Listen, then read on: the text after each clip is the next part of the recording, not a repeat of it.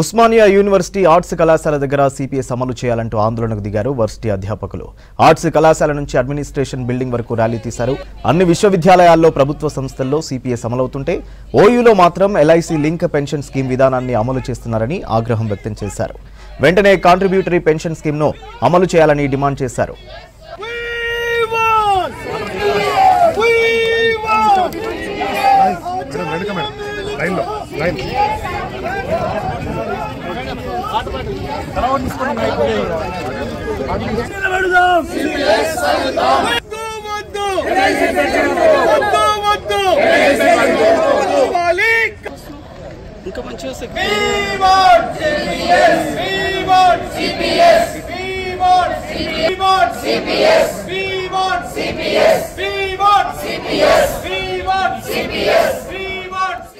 కార్యక్రమాన్ని మేము తీసుకున్నాము.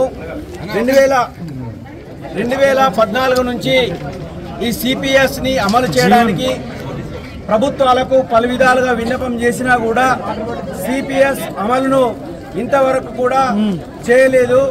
అదేవిధంగా ఏ ఉద్యోగి అయినా పెన్షన్ తీసుకున్నప్పుడు ఉద్యోగి యొక్క కాంట్రిబ్యూషన్తో పాటు సంస్థ యొక్క కాంట్రిబ్యూషన్ కూడా ఉంటుంది. కానీ ఎల్ఐసి పెన్షన్ లింక్డ్ పెన్షన్లో కేవలం ఉద్యోగి యొక్క కాంట్రిబ్యూషన్ మాత్రమే ఉంది, కానీ విశ్వవిద్యాలయం యొక్క కాంట్రిబ్యూషన్ లేదు. దేశవ్యాప్తంగా ఓల్డ్ పెన్షన్ స్కీమ్ కై ఉద్యమాలు చేస్తుంటే ఈరోజు ఉస్మానియా విశ్వవిద్యాలయ అధ్యాపకులు కాంట్రిబ్యూటరీ పెన్షన్ కొరకు రోడ్లెక్కి అడుక్కోవాల్సిన దుస్థితికి ఉస్మానియా విశ్వవిద్యాలయ అధికారులు తీసుకొచ్చారు.